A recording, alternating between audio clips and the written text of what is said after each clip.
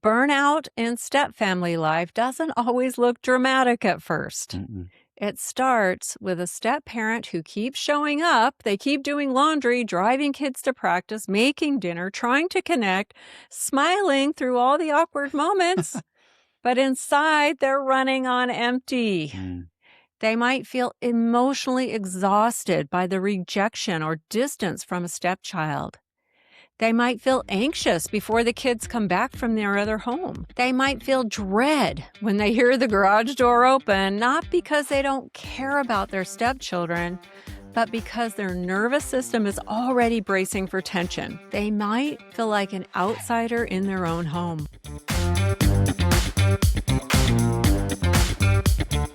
Hey there, welcome to the Blended Family Breakthrough Podcast. We're Mike and Kim. After more than 25 years in our own blended family, we know this journey can be beautiful, complicated, and harder than expected. We've experienced confusion, chaos, and a little attitude along the way, but also real joy, growth, and genuine hope as we learned how to blend our family over time. That's why we help blended family couples take practical next steps towards more clarity, confidence, and connection. Each week, we'll share real conversations, meaningful insights, and encouragement to help you experience the breakthrough you're looking for in your blended family. Let's dive in. Well, hey there, thanks for joining us. We are always so grateful to get time with you here on the show. You've probably already heard that we're officially on YouTube with video content each and every week. If you haven't subscribed to the show yet, be sure to do that or keep following in your favorite podcast app. Now, speaking of podcast apps, maybe you've also noticed that we've started sharing the video stream in Apple Podcasts and Spotify as well. So there's lots of ways to catch our content. Now, we would love it if you would give us a rating or maybe just like this episode over on YouTube and take a moment to share the show with a friend. Okay, so let's hop into today's show. Step parents, have you ever felt like this, but maybe you were afraid to say it out loud? I'm tired. I'm trying, but I don't know how much longer I can keep doing this. I thought I was joining a family, but somehow I feel like I'm just carrying the weight of one. That is called step-parent burnout. As a step-parent myself, I know what it's like to feel exhausted, sometimes resentful, or invisible, or unappreciated, or misunderstood, or overextended, or powerless, or emotionally numb. Don't worry, you're not crazy, you're not selfish, and you're not failing. No. And bio parents, as you listen today, I want to invite you to lean in with curiosity, not defensiveness. Because this episode isn't about blaming parents or shaming kids. It's about understanding one of the most common pressure points in step-family life before it hardens into bitterness, withdrawal, or disconnection in your marriage. Now, today we'll be drawing from the wisdom of several respected step-family voices, including Laura Petherbridge, Ron Deal, and Dr. Patricia Papernow. Each of them, in different ways, has helped step-parents and couples understand that step-family life, well, it's more complex than most people expect. That's right. So today, we want to help you to recognize what burnout looks like, why step-parents often overfunction, how to tell the difference between healthy investment and self-erasure, why partner support matters so much, and what couples can do before resentment starts to take root. Yeah. So let's start with what step-parent burnout looks like. Burnout in step-family life doesn't always look dramatic at first. It starts with a step-parent who keeps showing up. They keep doing laundry, driving kids to practice, making dinner, trying to connect, smiling through all the awkward moments.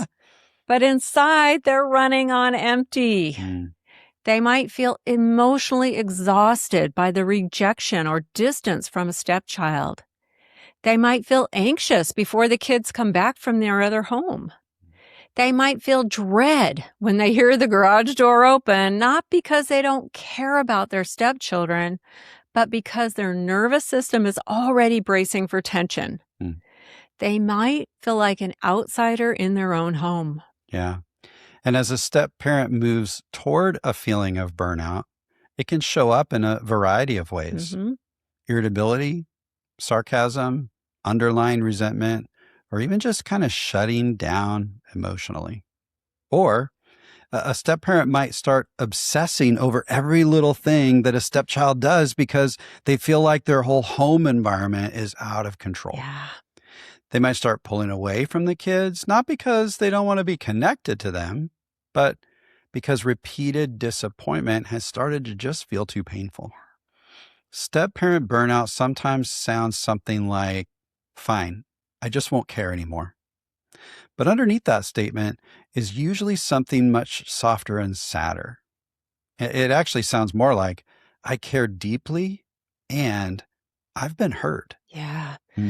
That is so important.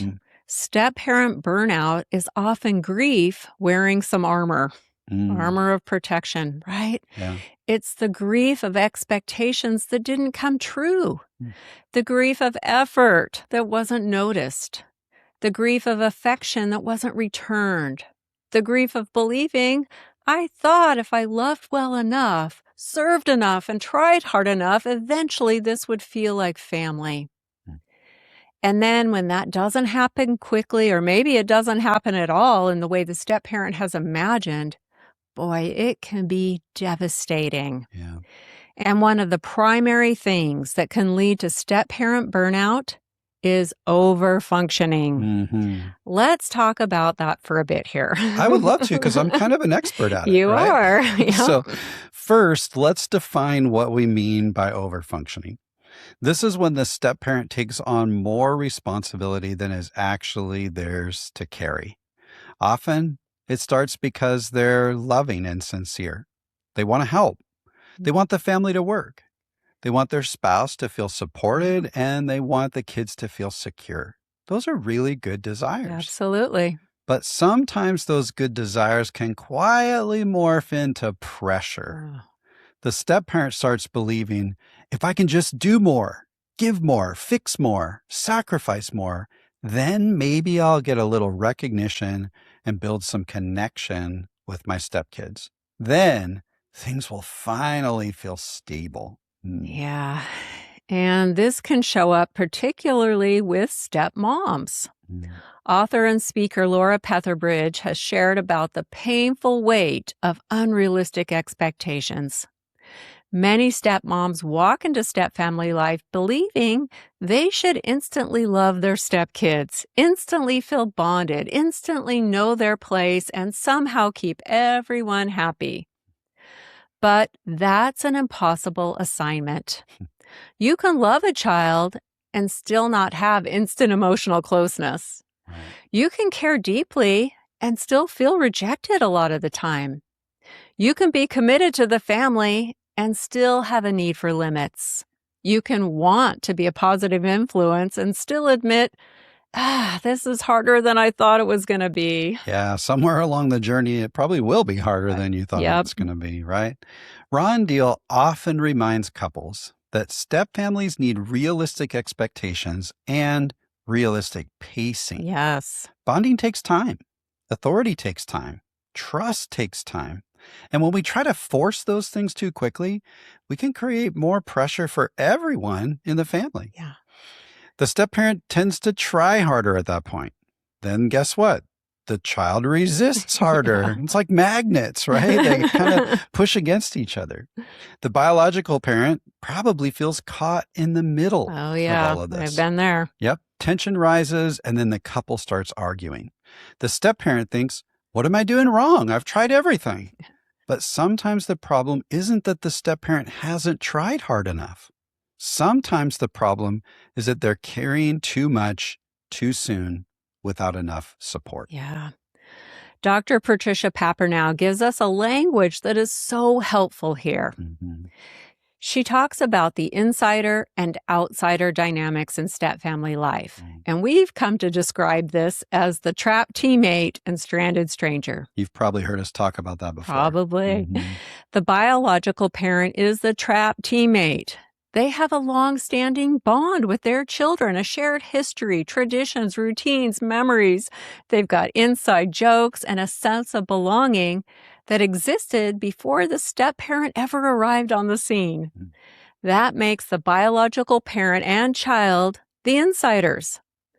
The step-parent often enters as the stranded stranger, stuck on the outside. And that outsider position can feel incredibly painful for a step-parent. That's right.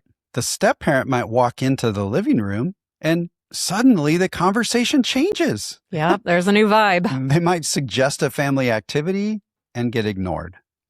They might notice that their spouse has a rhythm with their kids, but they don't really know where they fit in. Yeah. They might feel dismissed or excluded when their spouse makes a unilateral decision with their children. Oh, yeah. Or a step-parent could start to feel like a guest in their own home, even though they're participating in paying the mortgage, they're making some dinners, right? Or they're carrying the load of household responsibilities. And when the step-parent feels like an outsider for long enough, they often try to resolve that pain by doing more. Yikes. They try to earn their place and somehow prove their value. They try to become indispensable by overfunctioning. But that can become exhausting. Oh, yeah. And I know it from my own experience. Yeah. And here's the twist in all of this.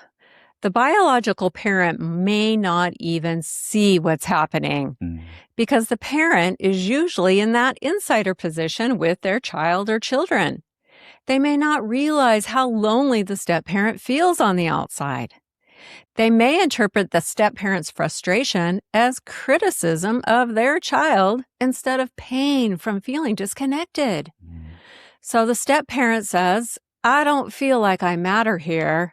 And the biological parent hears, you don't like my kid. That's where couples often get stuck. That's right. So from a great place in our hearts, us step-parents try to build connection and often focus on serving our stepkids, even edging on overfunction at times. Yeah. And if the feelings of being a stranded stranger increases, our effort might increase. And then we feel that burnout. Yeah. Like we just can't do it anymore. Yep, had enough. So what do we do with that? Well, let's start by understanding the difference between healthy investment and self-erasure, okay? Healthy investment says this: I'm willing to show up with patience. Yes. Self-erasure says, I'm not allowed to have needs. Healthy investment says, I'll build trust at the child's pace. Self-erasure says, I'll keep absorbing disrespect because setting a limit might make me look unloving. Ooh. Healthy investment says, I want to support my spouse and contribute to this family. Self-erasure says, I have to become whatever everyone else needs me to be, even if I disappear in the process. That is such an important distinction we want you to keep in mind. A healthy step-parent can be generous, patient, kind, and sacrificial. But healthy sacrifice is freely choosing and life-giving. Yeah. Self-erasure is different. Self-erasure is when the step-parent loses their voice, their limits, their preferences, their rest, their friendships, their emotional health, or even their sense of identity because they're trying to keep the peace. And eventually, self-erasure almost always turns into resentment because we were not designed to disappear in order to belong. That's right. That's worth repeating. Say that again. We were not designed to disappear in order to belong. That's right. A step-parent can love well without losing themselves. Absolutely. A step-parent can be patient without being passive. A step-parent can serve without becoming a slave. Yes. Right? A step-parent can care deeply and still say, hey, I need some support. I need rest. I need clarity. I need some things to change. Oh, yeah. But unfortunately, overfunctioning often becomes a pattern because at first it seems to work, right? The step parent steps in and they just start handling things. They organize the schedule, they manage meals, they help with homework, they enforce routines, buy gifts, give rides, and clean up messes. They emotionally support their spouse as well. And in the short term, the family may depend on all of those things. But over time, the step parent probably will start to feel used, unappreciated, or unsupported. That's right. And the biological parent may begin to rely on the step parent without realizing how much they're carrying. Yeah. They may think, well, you're better at structure than I am. Or you like to shop for groceries and you're a great cook. Or I'm exhausted from co-parenting conflict. So can you just handle this? Yeah. But here's the problem. When the step parent becomes the primary engine of the household, especially around discipline or structure or carrying emotional weight, the family system can get out of balance. Yes. The step parent becomes over responsible. Mm-hmm. Now, the parent then becomes under involved. The kids start to push back, and that can easily drive a wedge between the couple. Absolutely. That's why we talk so much about the importance of understanding the step parent's unique role. Step parents need to build connection with step kids before moving into correction or direction. Now, they can certainly influence, support, encourage, and participate, but the biological parent needs to remain the primary parent, especially early on or in highly resistant dynamics. That doesn't mean that the step parent has no authority or no voice. It means that the couple has to be wise about the timing, the roles, and relational capital. Yeah. And that wisdom says that you're going to need to be intentional about partner support because burnout gets intensified when the step parent feels alone, not just alone with the kids, but alone in the marriage. Yes.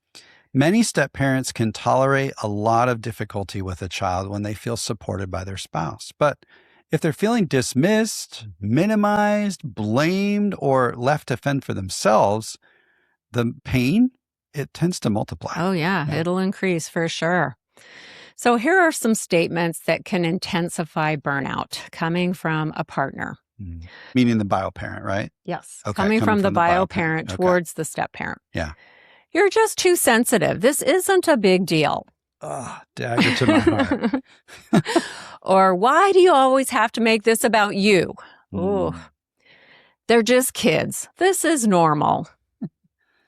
You knew I had children when you married me. You need to love them like they're your own. Ooh, that's hard. Can't you just let it go? And here's one that I was guilty of saying in the past. Hey, she's my kid. You just need to butt out. I heard that butt out too many times, honey.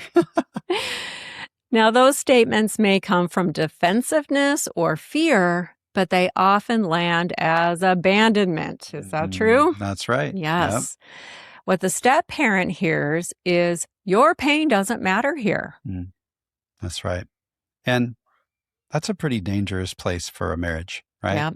Because when a step parent feels unsupported, they might stop bringing concerns gently. They might start collecting evidence to back up their perspective. They might start emotionally withdrawing. They might start seeing the child as the enemy, when the deeper issue is that the couple doesn't have a shared plan in all of this. And that's why the biological parent's support is so critical. Support doesn't mean that the parent always agrees with the step parent. No. It doesn't mean that the parent chooses their spouse over the children. No. And support doesn't mean that their children's needs don't matter. No. Support simply means that the step parent isn't left alone in the outsider position as that stranded stranger. Yeah, that's right. Here's what support might sound like. Hey, honey, I can see this is wearing on you. Or, thank you for how hard you've been trying. I know that your motives are good. That's helpful. Hmm. Or let's talk about what's reasonable for you to carry. Mm. I'll take the lead with discipline. Yes. I want the kids to know that you matter in this home. Mm. I don't want you to feel alone in this. Mm. It matters to me that you're feeling disrespected. Yeah. That was something that I had to come to terms with. Yeah, that's hard. You know, a little encouragement can go a long way, and these kinds of words can be incredibly healing for a step parent to hear. That's right. So if you're the biological parent, here's something we want you to understand. Your spouse is likely not asking you to love your child less. They might be asking you to notice them more, right? So I'm not asking you to love Annika less. I'm just asking you to notice me a little bit more. Yeah, that's right? important. They might not be trying to compete with your child. They might be trying to find a secure place in the family. Yeah, absolutely. The step parent might not be attacking your parenting. They might just be asking for clarity and partnership and a little bit of relief. Yeah. Now, no doubt, sometimes step parents don't do that well, right? Asking for those things. But I want you to just think about that. Maybe my partner's just asking for something different than what I'm thinking about. Yeah, exactly. And, you know, we know how hard this can be because biological parents often feel stuck in the middle as that trapped teammate insider position, That's right. right? You love your children and you love your spouse. You don't want your child to feel replaced and your spouse to feel rejected. Right. You don't want to experience tension and conflict. You don't want to feel like you have to choose sides. But here's the hard truth.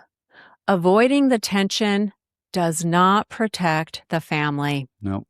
It usually just leaves the step parent carrying pain silently and your children without some healthy leadership in the home. Your spouse needs your empathy. Your children need your leadership, and your marriage needs your partnership. And your step family needs a structure that does not require one person to quietly burn out. Yeah. Now, step parents, there's some things that we need to understand in our role too. Right. Burnout matters. Your feelings matter. Your limits matter. But burnout can tempt you to make some decisions that may make things worse and create more distance. Yeah. You might be tempted to completely disengage. You might be tempted to punish your spouse with silence. You might be tempted to keep score or hold grudges. Maybe you're tempted to say things like, these are your kids, so you deal with them, and then kind of emotionally disappear. Yeah. Look, we understand why that happens, but it usually doesn't lead to healing. No, instead, we want to encourage you to move from resentment to clarity. Resentment says, I shouldn't have to say this. Clarity says, I need to say this calmly before I explode. Yeah, for sure. Resentment says, nobody appreciates me. Clarity says, I need to name what I've been carrying and what needs to change. Resentment says, I'm done. Clarity says, I need healthier boundaries before I get to that place of feeling done. Yeah. But there is a big difference here. There's a huge difference between all those things. So, what can couples do before resentment deepens and robs you of the life you really want? Yeah. Let's talk through 4 practical steps. Step 1, name the burnout without blame. Yes. Yeah. The reality is accusations do not help. Instead of saying, you never support me, try saying something like, I'm realizing that I'm starting to feel burned out. I don't want to become resentful and I don't want to pull away from the family. But I need us to talk honestly about what I've been carrying. That kind of statement opens a door. It lets the step parent be honest without immediately putting the biological parent on trial. Yeah. And bio parents, if your spouse says something like that, try not to correct their feelings right away. Start with just a little curiosity. You might say, hey, thanks so much for telling me. Yeah. I don't want you to feel alone. Help me understand what has felt the heaviest. Yeah, that's so good. That one little response can shift the whole tone. Okay. Yeah. Okay, let's move on to step 2. And that is to separate the child issue from the couple issue. Oh, yeah. Okay, this is huge. Mm. A stepchild may be resistant, rude, distant, grieving, loyal to the other parent, or overwhelmed by all the changes. Yeah. Those are real child issues. But the couple issue is different. The couple issue is, how are we going to respond together as a team? Mm. If the step parent is struggling, the answer cannot simply be, well, the child is having a hard time, so you just need to deal with it. Yes, the child's pain does matter, but the step parent's pain matters as well. Yeah, when couples separate the child issue from the couple issue, they can say things like, our child is struggling with change and we need to be compassionate. And also say our marriage needs a plan so that neither one of us feels alone. That's right. Both of those things can be true. So let's try to separate the child issue from the couple issue. Yes. Okay, step 3, we want to rebalance the roles. This is where many couples need to get practical. You can ask yourselves things like, what has the step parent been carrying that the biological parent needs to take back? Or where has the step parent stepped into discipline too quickly? Yeah.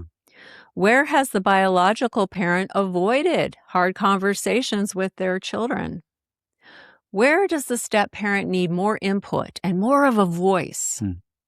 Where does the step parent need permission to step back without feeling guilty about that? Yeah, let's talk about an example. Maybe the biological parent needs to take the lead on bedtime, chores, school responsibilities, or correcting disrespect, allowing the step parent to move into more of a support and encouragement role for a season. Right.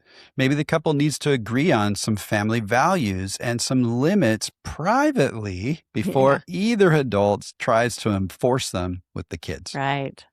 Maybe the step parent needs to politely step down from being the default babysitter, scheduler, or emotional shock absorber. Right? Rebalancing roles is not rejection or failure. No. It's wisdom. That's right. Okay. And then finally, step 4 is to create a support plan before the next conflict. Oh, yeah. It's probably coming. Oh, yeah. Get proactive. Don't wait until tension hits and everyone is upset. Yeah. Before the next blow up, decide, what does respect look like in our home and how will we handle disrespect? Get on the front end of that. What will we do if the step parent feels dismissed or excluded? What will we do if the biological parent feels caught in the middle as that trapped teammate? How will we communicate as a couple if one of us needs a break? What words will we use in front of the kids? What conversations need to happen privately? We need to talk about these things up front. For sure. Yeah. And a simple plan could sound something like, if there's disrespect, the biological parent will address it calmly and directly. Right. If the step parent is overwhelmed, they can excuse themselves and step away without being accused of not caring. Right. If the parent disagrees with the step parent, we agree to talk privately, not in front of the kids. Yes. If we notice resentment building, we'll schedule a conversation before it starts to leak out onto the relationships in our home. Right. These are simple little plans that tend to protect everyone, right? It protects the child from adult conflict. It protects the step parent from feeling isolated. It protects the biological parent from feeling ambushed or like they've got to just manage that tension of the trapped teammate. And it protects the marriage from eroding over time. Right. This might be a good time to talk about disengaging because this comes up a lot in step-family conversations. Sometimes a burned out step parent says, well, I just need to disengage. Yeah. And that might be wise depending on what you actually mean. Mm-hmm. There are moments when a step parent does need to step back from entering a power struggle or over-investing emotionally. Yeah. But disengaging should not mean detaching with contempt. Mm. It should not mean punishing the child or abandoning the relationship with the child. Healthy disengagement is really a reset, Yeah. right? It says, I'm going to stop carrying what isn't mine so that I can show up with more peace for what is I mine. love that. That's right. Healthy disengagement may mean I'm going to stop correcting every behavior. Yeah, I'm going to let you take the lead with your child. I'm going to focus on connection instead of control. right. I'm going to manage my emotional health so I don't become bitter. I'm going to take some time for self-care. I'll be back in a few hours. Right. I'm going to stay kind, but I'm not going to keep over functioning. That's very, very different than shutting down and saying, I'm done. Yeah, Right? that's right. Deciding you're done, well, that usually comes from a place of feeling hopelessness. And we're all about cultivating hope. That's right. So here's the hope when a step parent is feeling burned out. Burnout does not have to be the end of the story. In fact, burnout can become an invitation. Mm. It can actually reveal where expectations need to be adjusted and rules need to be clarified. It can reveal where the biological parent needs to step up and where the step parent needs to set some better boundaries. Yeah. It can reveal where the couple needs to become a stronger team. Yeah. And let me just say this directly. A burned out step parent doesn't need shame. No, Okay. They need support, rest, and a realistic role. absolutely. They need language that they can use when resentment builds and a partner who hears and sees them. And they need permission to love wisely, not endlessly overextend themselves in the name of love. In the end, when a step parent burns out, love can start to shrivel in all the relationships in the home. Yeah, that's right. And bio parents, they don't need shame either. That's right. Many of you are exhausted too. You're carrying guilt from the past, pressure from the kids, conflict with your ex, and fear that your marriage and your children are competing for your loyalty. Mm. And no matter what you do, someone is going to be hurt and disappointed. Yep. But there is a better way than choosing sides. We promise you. You can honor your children's needs and support your spouse at the same time. You can lead your children with calm compassion and also be clear about respectful behavior. You can adopt a realistic timeline for bonding and decrease the pressure in your home. Mm. You can acknowledge your spouse's pain without jumping in to defend or protect your child or yourself. Yep. That's the path towards healing. In a blended family, it's usually not the people who make things challenging. It's the challenging dynamics that so easily stir up tension and pain. Yeah, I like We know that to be true. Well said. So, if you've noticed a sense of burnout as a step parent, we encourage you to activate these 4 steps. Number 1, name the burnout without blame. Mm-hmm.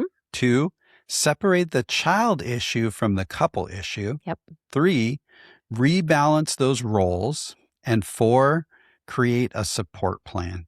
And if you need some more like content to kind of help you activate these steps, you can start by checking out some of the additional episodes that we've linked down in the show notes. Mm-hmm. Or if you're ready for direct support from us, encouragement from other blended couples, and practical next steps, we would love to have you join us inside the Blending Together community. Mm-hmm. We're all in this together. We're learning, we're growing, we're holding on to hope, and we're making imperfect progress forward. That's right. So we'll link to the community in the show notes too. Here's the bottom line for today. Step-parent burnout doesn't mean you don't love your family. It may simply mean the current structure isn't sustainable. And instead of waiting until resentment hardens, you can pause. Share your truth and begin making adjustments together as a team. That's right. Because in the complexities of blended family life, of course, love matters. Yep. But trying to love without wisdom, support, and healthy limits can wear people down. So let's not pretend everything's fine. Instead, let's learn to build a family where every person's heart has room to breathe. Yes. Hey, thanks for joining us today. And be sure to join us next week for our simple step. We'll talk you through a practical step-by-step process to help you get on the same page as a couple as you continue to build your parenting partnership. So important because couples who engage in this process, they feel more connected, more confident, and better equipped to lead their family with wisdom and with clarity.